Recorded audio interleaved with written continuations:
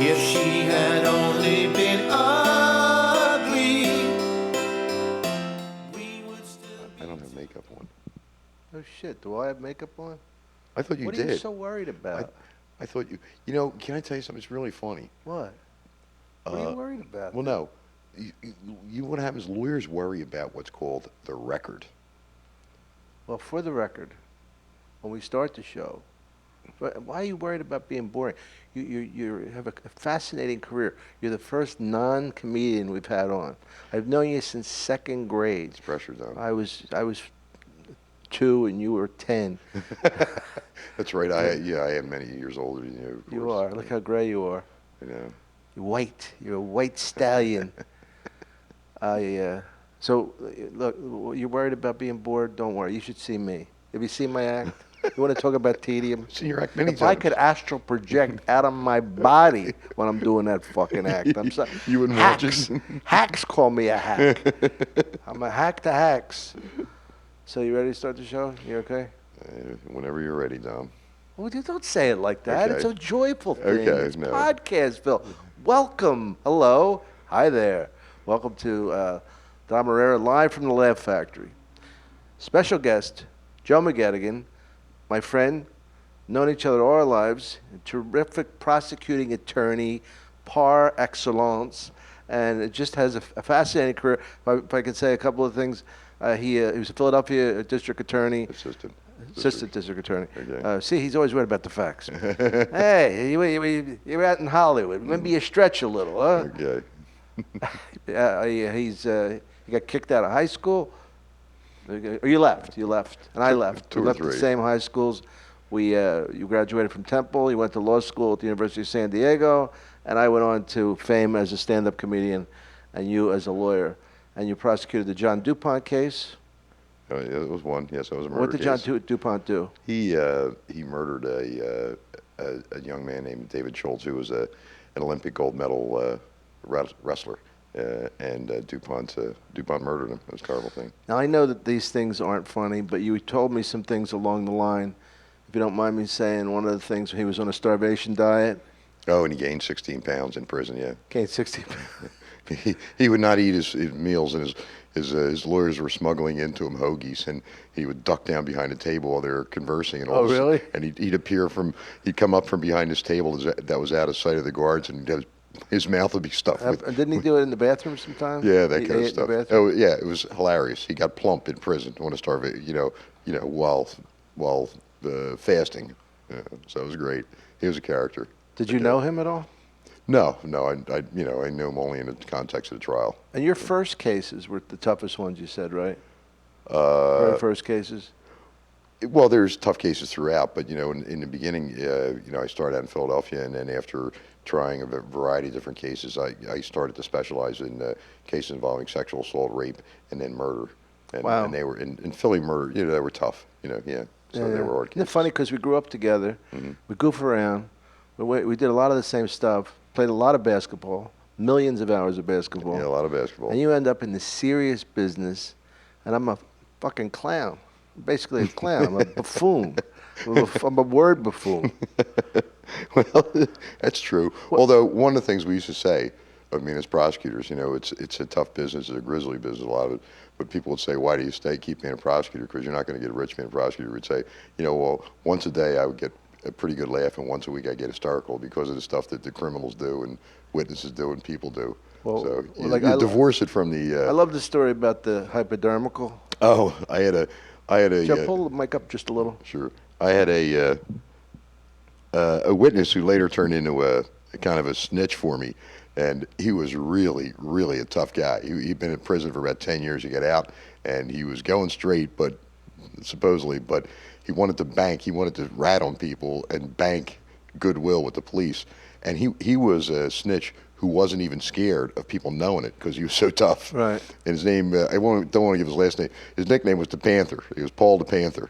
And the Panther was around 5'8" or 9", about 215 pounds, all muscle.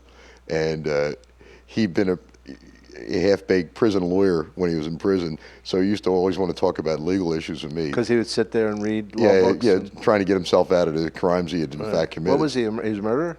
No, he was not a murderer. He shot a bunch of people. He wasn't a murderer. He never killed anybody. Well, So he's a potential murderer with a very bad aim. it all worked out for him, yeah. And he was involved in a drug trade or like that. But the Panther I used to go meet with him in a Panther say, and he could never get my name right. And I knew him for like a couple, 2-3 years. I was working with him. He said, Mr. McGully, he said, I got to talk to you about a legal situation. I said, okay, Panther, what's on your mind? He said, you understand, this ain't like for real. I'm going to give you like a hypodermical. Hypodermical? Instead of hypothetical. He's going to give you a needle? He's going And to I'd say, Panther, not my wildest nightmares are you giving me a hypodermical. He said, you know what I mean, I'm giving you a sample.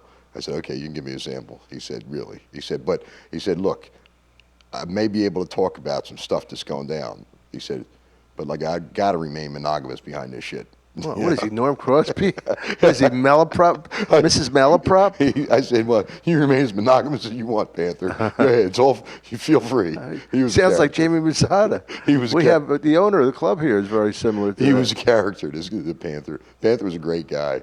And when he got locked up after I knew him because he was in a bar when a fight broke out. And he said, you know me, Mr. McGully. He says, I was strapped that night. He was carrying a gun. He says, so there's all this shooting going on. He said, and people are screaming and yelling. It's a big club. He said, so I get out my gat, and he says, I fire a couple into the air to chill things out. I said, well, that usually has that effect. Yeah. You know? So 2 people ended up dead, and they thought he did it. But as it turned out, he had, in fact, done the Yosemite Sam and fired into the ceiling. So. Trying to calm things down? That was his theory. Yeah, that's why people should carry guns, to calm things down. He said, I got out my gat and popped a couple off to chill people out. I said, okay, good. Well, I guess you have to laugh with such a horribly morbid business. You got to find some laugh so you go insane. Yeah.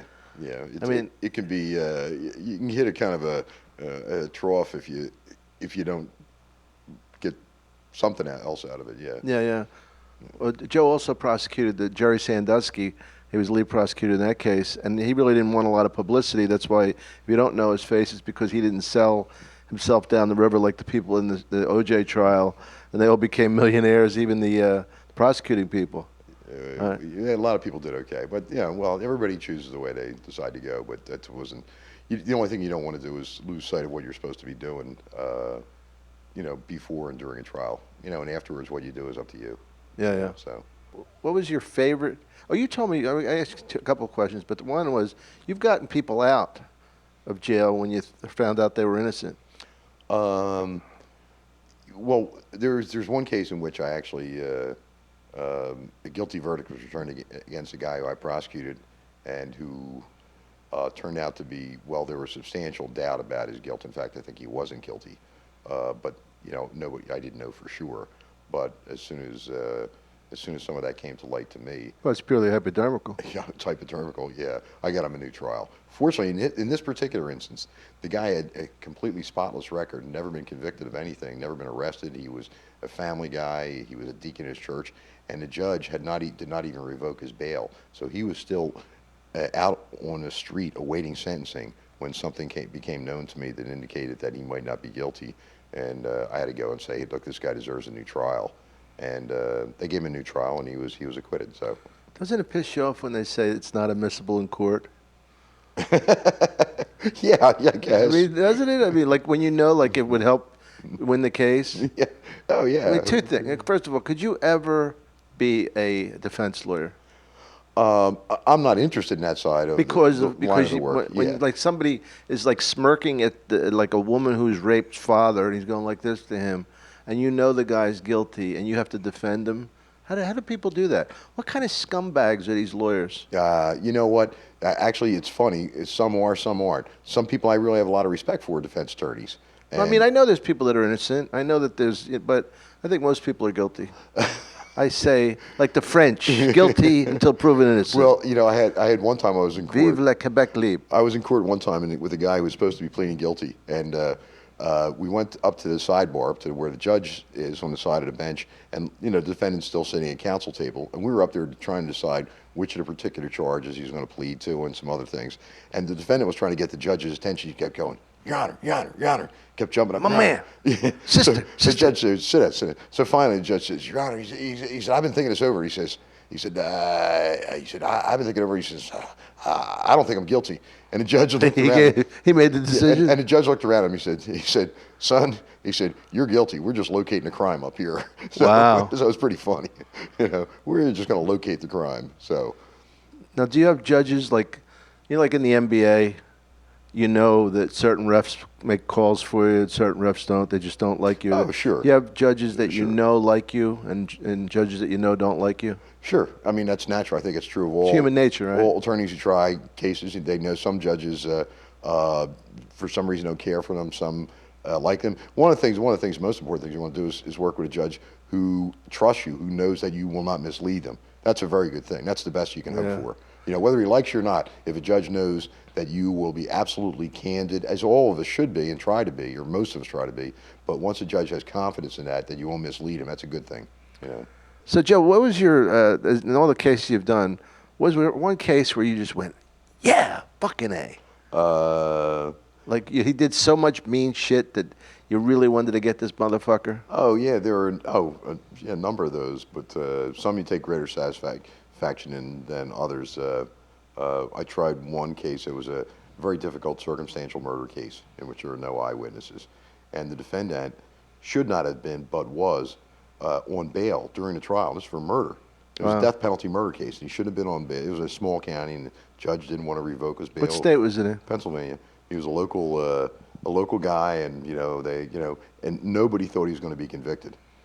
So why put him in jail? We'll go through his trial and everything like that. And during the last week of the trial, he was getting a fishing license, so he could go. Really? Oh yeah. He was pretty confident. And he was out in the hallway smoking and joking during the trial. And great trial, huh? Yeah, exactly. Everything was fine. So when the jury came back and found him guilty of 2 first-degree murders and made him subject to the death penalty, I took a lot of satisfaction out of that because it was terrible murders. He was a terrible guy.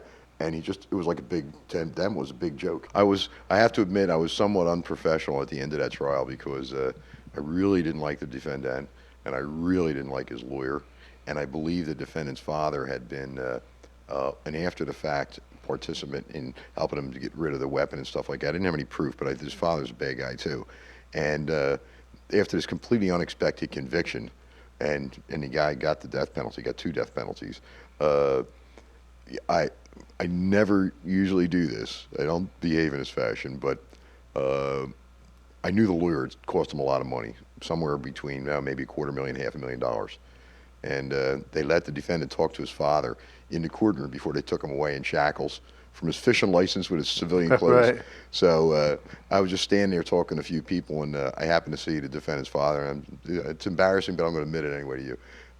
I lit a cigarette in the courtroom, and I looked at the defendant's father, and I looked at the lawyer and the defendant. I said, hey, and I won't say his name. I said, hey, Bob, the father. I said, you know what? I could have got your kid a couple death penalties for a lot less than you paid that fat son of a bitch. So. Wow. What'd the lawyer say? He just looked at me. What was he going to say? He lost. Yeah. He lost, and he deserved to lose. So, but. Oh, wow. It's so heavy.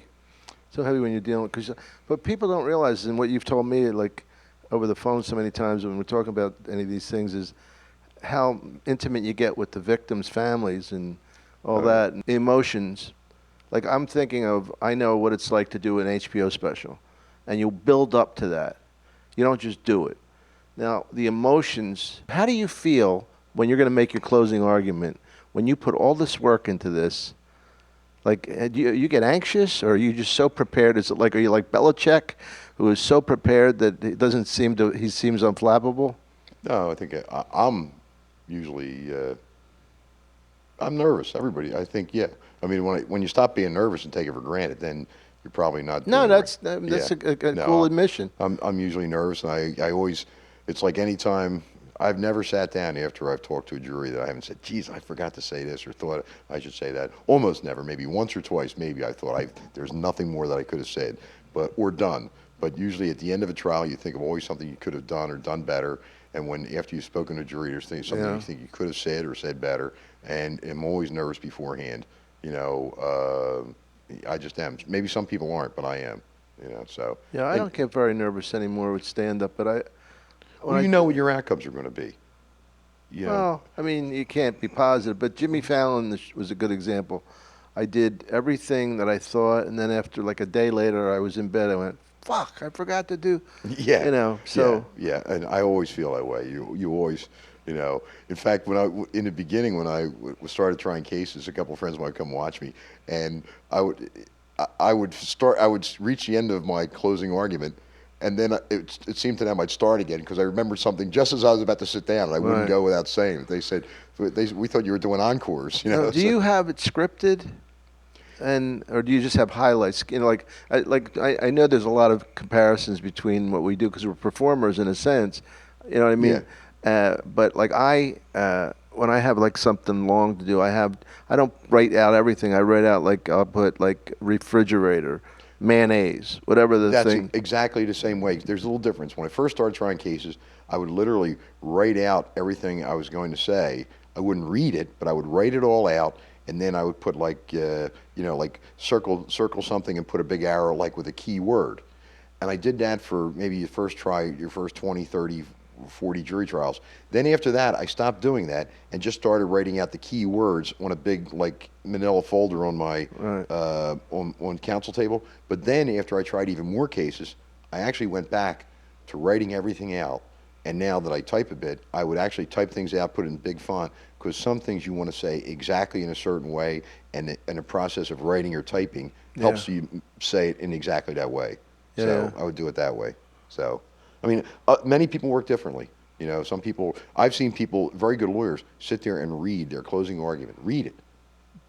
Joe, like other than like F. Lee Bailey and guys that everybody knows, is there like a subculture of guys that you think are like fucking great lawyers, like that the public wouldn't have heard of, like, or do you not get to see them that much? You don't get to see them that much, but you learn of them, and sometimes you see the work they've done. You see guys who are really good. Yeah, I mean, mostly it's local. Like when I worked in Philadelphia and a little bit in Washington, then you would see people and you say, wow, that guy really knows what he's doing. And you see their written product and you see how smart they are. Yeah. See, I think I would be spectacular in the courtroom because of my vocabulary. And I know like habeas corpus, corpus delicti, a lot of terms. Ex post facto. And I would go, I would say, Your Honor, may I beg your kind indulgence? I would start making up things. I'd start hopping around the room, just You string those Latin words together, and you got it going on. I might actually start whacking off in front of the audience just to show how terrible it is that these people do this. As an example. I had a drug dealing case in which a guy represented himself. That must be hilarious. His name was Angel, and he sold heroin. He sold a whole ton of heroin to a federal agent, of course. And he was so nice that he brought his daughter with him to sell the heroin. Really? And, How old was she? She was like 6. Oh my God. Yeah, it was just terrible guy. So, but he represented himself in court, and he decided to cross-examine the federal agent.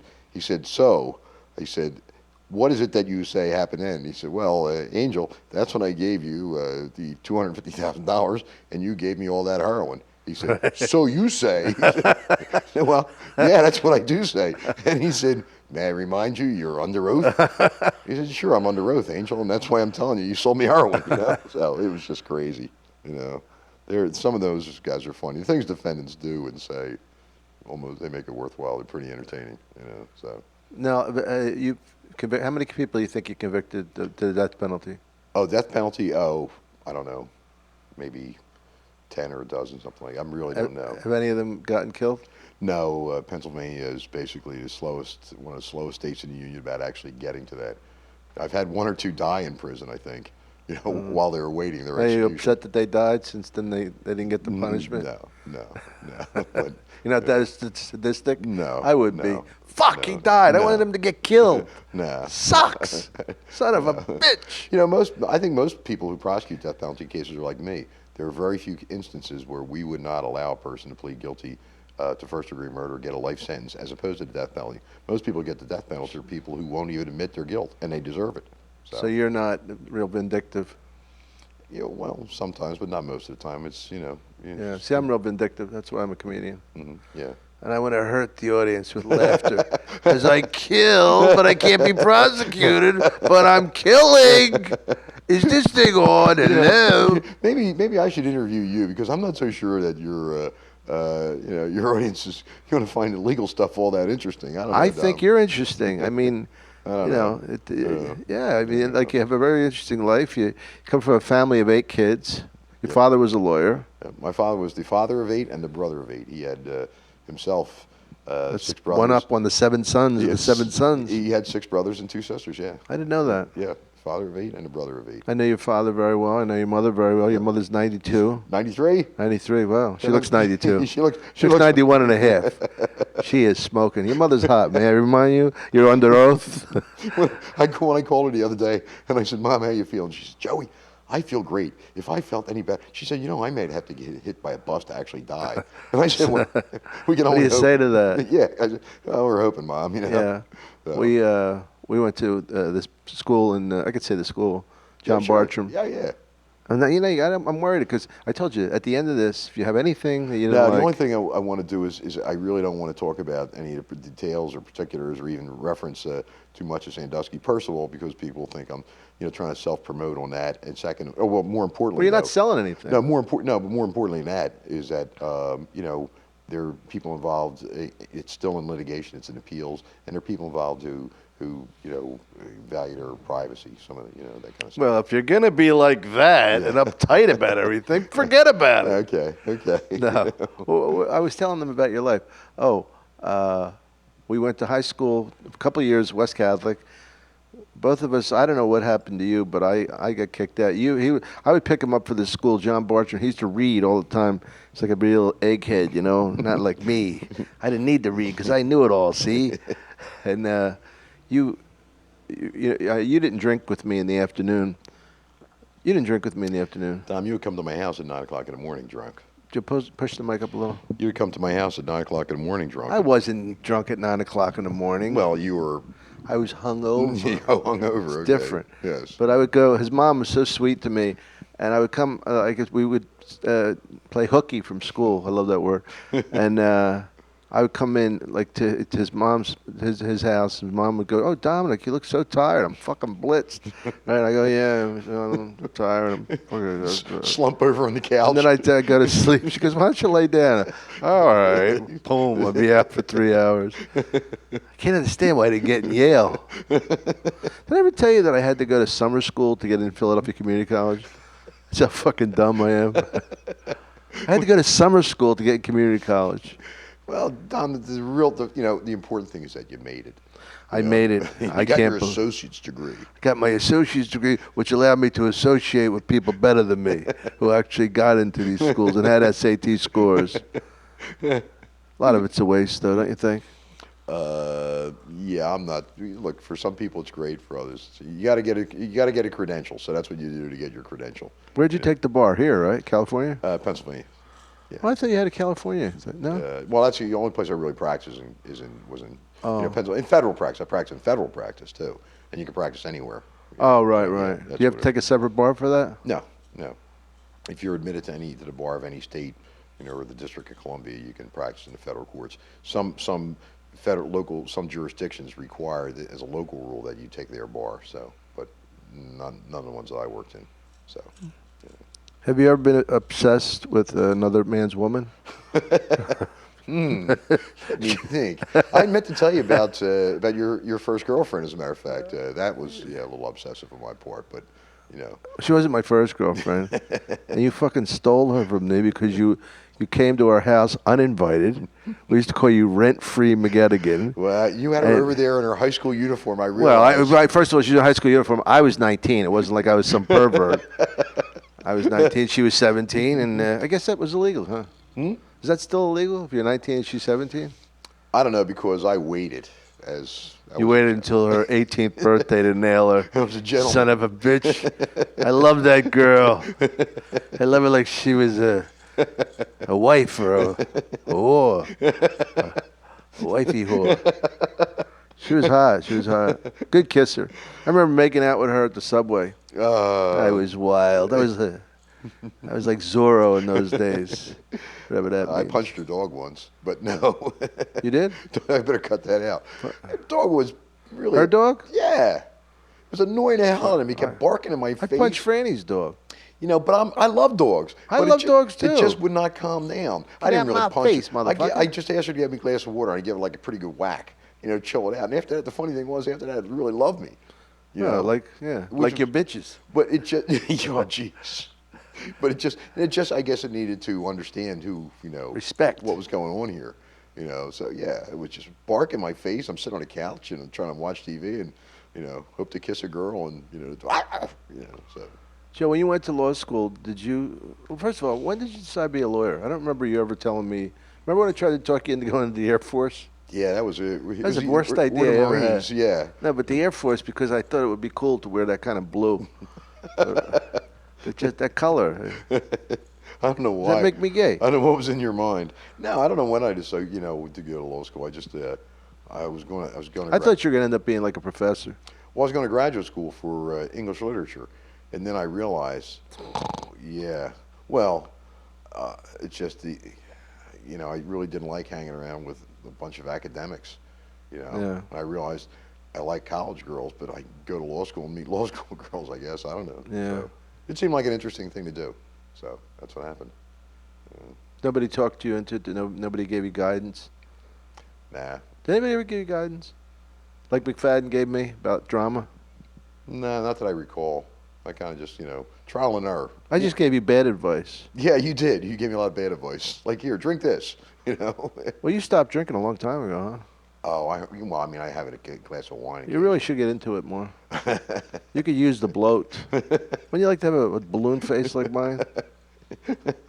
It'd be good. I gotta lose weight. You're all right for your weight, huh? I'd rather be lighter. I mean, you know what? Sometimes you go on trial, and I can't eat during a trial. But when you're preparing for trial, sometimes you're just sitting there reading and talking to people for day after day. And if it's out of town, you're in a hotel. So all you're doing is go to the office, meet people, talk to people, and you gotta eat lunch, and then you sit in a hotel room at night and read stuff and eat. You gotta get the mega pack. The what? Mega pack, the adult mega pack. I don't know what that is. Well, because you're not savvy, you don't know. First of all, you get for $34.99, you get as many movies as you want for 12 hours. I mean, it's a lot of masturbating, but it's worth it. Well, that's a really good way to prepare for trial. Yeah. Get to check in You hotel. got your briefs on one side and the porn on the. That's nice. No, it's interesting, and I remember when I first started trying cases, how often I would call you and look for the comedic side of this case that I was dealing with. Well, you've told me about cases way before they became public, and it's very funny because you would go and I'll say anything. They go, don't fucking tell me. I'm a comedian, but I never betrayed you. The only thing I did that was wrong was when I said that one of our friends' wives was pregnant. When her family didn't know it on the radio. They weren't married yet. No, they weren't married. Yeah. Yeah. That was kind of nice. Well, especially because they were Catholic and that was a really big deal. Well, He just has such a blabbermouth. Well, it's fortunate it was his baby. That's the best part. I don't know. Maybe he looks like me a little. That was pretty funny. Yeah. Somebody calling you and interrupt our interview here, my friend? No, I keep time on it. Oh, I thought maybe you were just, there's something more important to do right now. You getting touchy on me? I'm getting touchy on you. Shower man.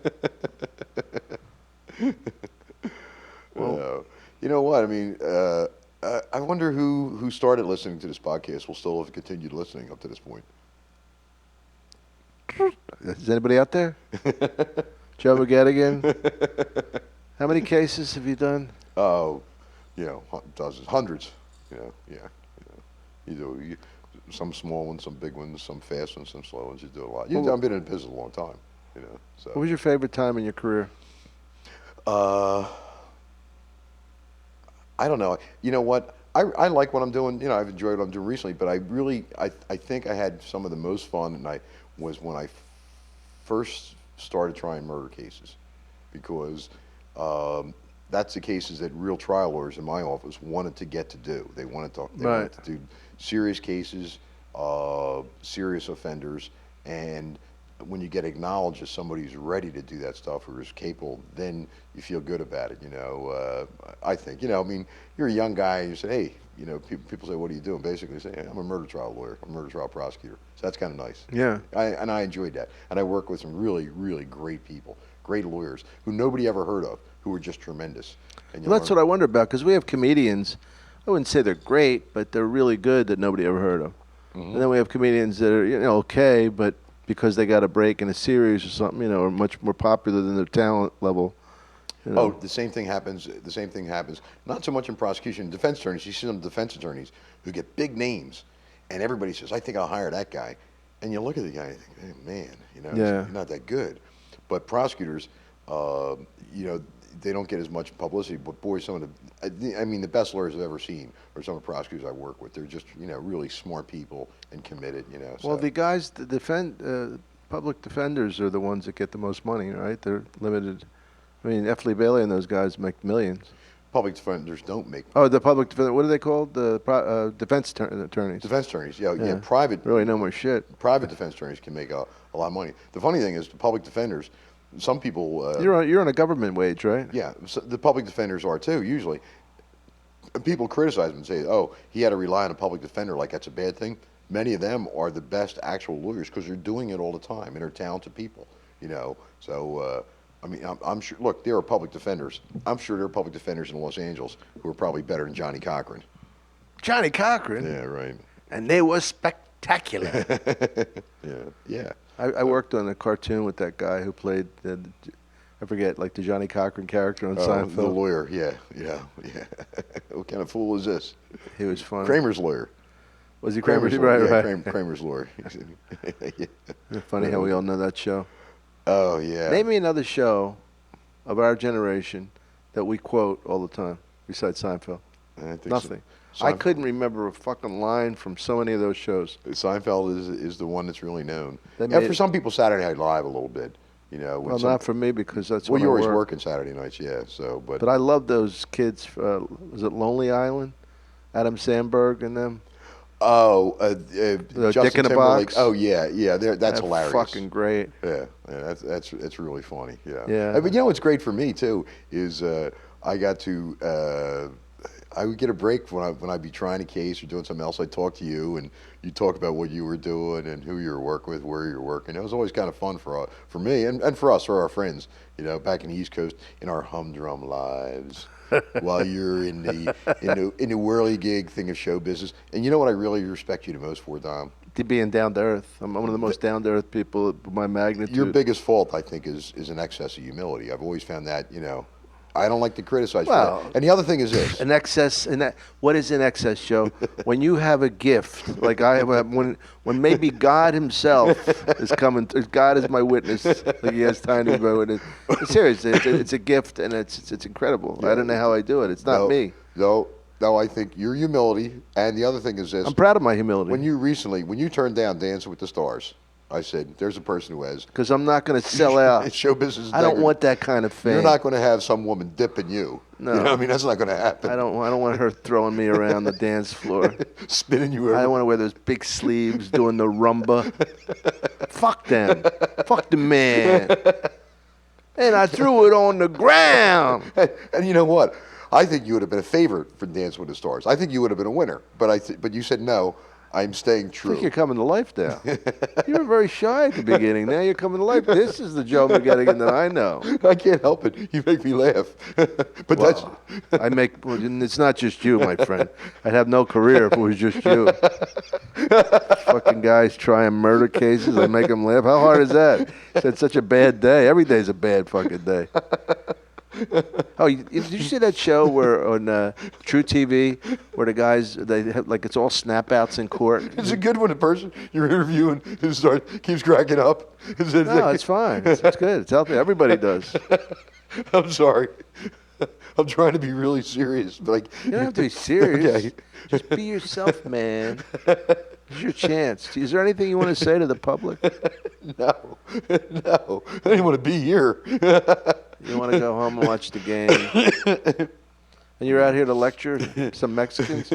No, no, I'm gonna. You're lecture Mexicans, right? We're teaching at a class or a course in trial. I forgot the word. Trial stuff. Trial shit and stuff. We're teaching stuff. Not to get too technical. And to largely what will be a group of Mexican prosecutors. So That's what I said. You teach us some Mexican stuff. stuff and shit. Yes, stuff. exactly. Well, legalese. Legal stuff. It'll be the technical term is legal stuff. Yes, we'll be doing legal stuff. So, but I thought it gave me a great opportunity to come and see you in your natural habitat, the glitz of showbiz that is My now. Xanax naps. Yes, right, exactly. You know? Nothing better than a Xanax after a hangover. Sleep right through it. You wake up feeling fine. How am I doing with my weight? I look good, don't I? Oh, you know, tremendous, Tom. Really. Fortunately, My for eyes you, are going to open again sometime next spring. The thing is, as I've explained, some people say, well, the camera puts on 10 pounds. I said, sometimes 40, 50. Who knows? Who can say? I don't know. How about if I put on the pounds and I'm not worried about the camera? No. So, Joe, do you plan on doing this the rest of your life, or do you have aspirations of going back into TV? Joe was a consultant on Philly, Yes. right? The Stephen Bochco show. Yes, the short-lived. And you said that you were telling Eben and I that you're a dear friend of Steven Spielberg? No. That's what you said, man. I was in a room with him once. Swear to God. Same thing. Same thing. In Hollywood, that's the same thing. Oh, right? yeah. I was in the room with him one time, I do believe, yes. I'm sure it slipped his recollection. You know what? You live in this Hollywood world, Ooh. Where do live- you live? The Philadelphia world? I live in the real America. You don't live in a real world. You fucking prosecute murderers. That's not a normal thing for somebody to do. They go to work. You don't work. You fucking. Well, you mean I have to work in a factory to be a real American? Yes. Okay, yeah. You're not. Okay. Look, Tom, you just want to go on. I know that you're a Barack Obama supporter and you want to change the world, change America, so that's up to you. Global warming. I'm out of that whole thing, I don't do politics. You really. just did. You made me a Barack Obama supporter. As a matter of fact, I didn't vote for either one of them. I voted for some chick. Some chick? The Greenpeace, whatever it is. You're really hooked up in politics, huh? Yes, I'm immersed in it. No, I don't believe it. I just believe in Yoko? Yoko and me. Yeah, That's reality. I thought you just believe in Yoko. Yeah. I don't believe in Zimmerman. Did he say Zimmerman? Yeah, Zimmerman as Bob Dylan. Oh, okay.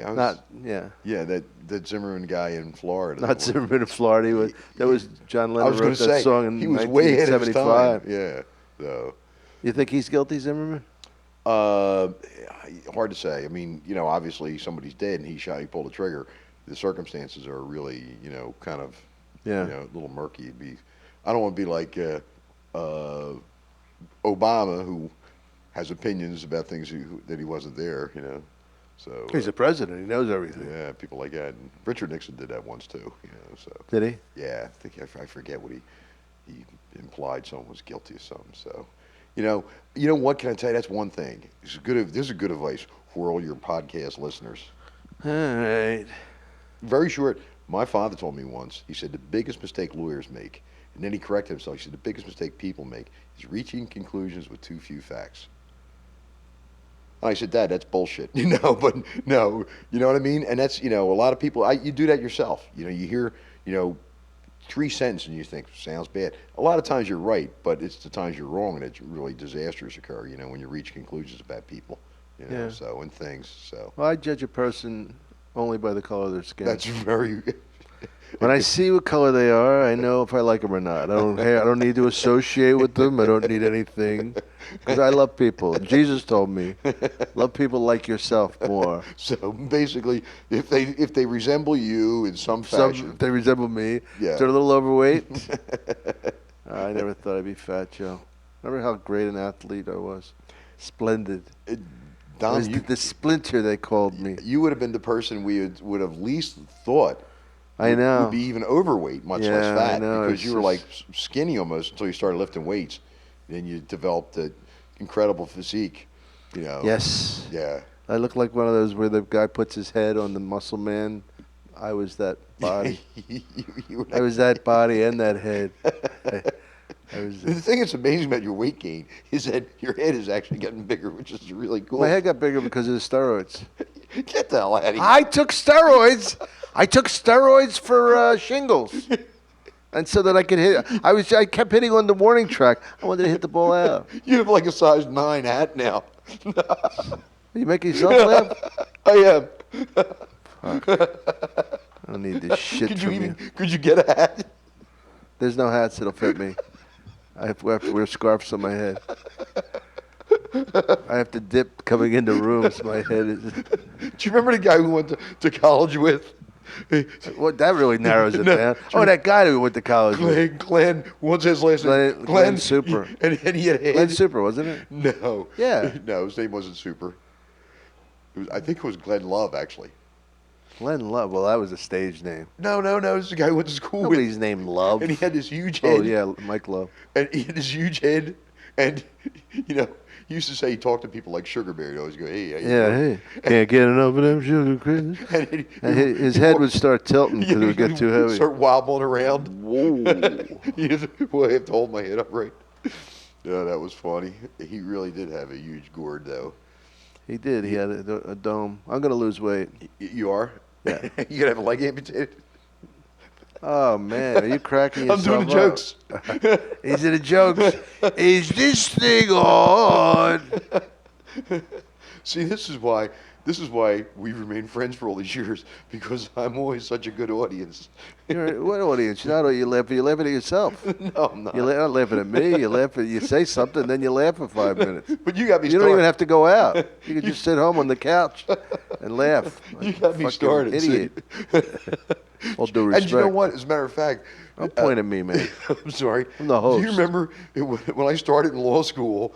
You and Franny, our friend Fran O'Hanlon, came down the first week. Name him? The first week or two that I was there, and we were upstairs. My landlady lived beneath us. Yeah. And we were upstairs, and we were talking. We started laughing so hard for so long. She thought there was trouble upstairs. Don't you remember that? Yeah, she thought we were like on some kind of gas. Oh, or something. yeah, because we couldn't stop laughing at something. Oh my God, it was so funny. She was from some foreign country of Eastern European origin, and she was pretty old, and her aunt was really old, and she was like a witch or something, and she would dress all in black, these many layers of clothing, and she would sit in our parking lot right in front of the apartment building in a closed car, so it'd get heated up. It'd be like 100 degrees, it'd be like 140 in the car, and she's sitting there in this huge babushka stuff. It was crazy. So what do you got coming up, Joe? Like credits. Oh, I'll be in Atlantic City March 2nd at the Tropicana. What about you? What about me? I have one murder case I'm presently waiting to try. We have to wait for a judge to make a decision on it about whether the defendant can actually come to trial, because he's older and he has they allege that he has dementia of some sort. Oh, so, yeah. How do you prove that? Can't you act like you have dementia to get out of shit? Oh, that's when you bring in experts and they testify and stuff like that. Yeah, but didn't that mob guy do that? He was running around Greenwich Village in a robe, and he got away. He pulled it off for like 6 or 7 or more years. His name was, I think, Vincent Gigante. Tony the Chin, they called him. Tony the Or Chin. Vinny the Chin, yeah. Albert, the logical positivist. Yeah. Remember the Woody Allen Getting Even? Yeah, and he used to go around in a bathrobe and slippers and act crazy, and they actually he persuaded the court, prevented going to trial for like 7 years, and eventually he admitted it was all fake. But He admitted it, yeah? Oh, yeah, he eventually admitted and pled guilty. They reduced the charges and Wow. something like that. Yeah, I'm pretty sure. I don't know the case specifically, but my guy is 75, and he's full-time in a diaper, so he may actually be... Are you serious? That's what they tell us. That's what they tell me. I don't know. Well, let me tell you something. So am I. Full-time in a diaper? Yeah, not because I'm incontinent, because I'm convenience. lazy. It's convenience? I had a deuce while we were sitting there. I feel good. You look taller, too. Well, it pushed me up a little. Joe, thank you so much for being on the show. Continued success. I know you're not allowed to talk about the Sandusky thing, but we were very proud of you for getting the right verdict and helping out all those people and all those people in all that pain, and we appreciate that here in society. Dom, it's been my pleasure, and the thing I'm glad to do it is so that maybe people think, the prosecutors are people. They do all these shows about defense attorneys and how they're all getting innocent people out of jail and wrongfully convicted people. Well, they should, do shows about prosecutors who make sure that all the right people go to jail and protect everybody's families. And Yeah, their people, livelihoods. rapists and murderers get fucking convicted. We Yeah. put them in jail. Prosecutors are good people. So. Really. Well, thanks, Joe. Joe McGettigan. Thank you, See him in the Tom. Tropicana March 2nd. Oh, no, that's me. I'll be at Jimmy's Clam Bar. Okay, now can Thank you. we try this again now that I know what I'm supposed to do? got it, Okay.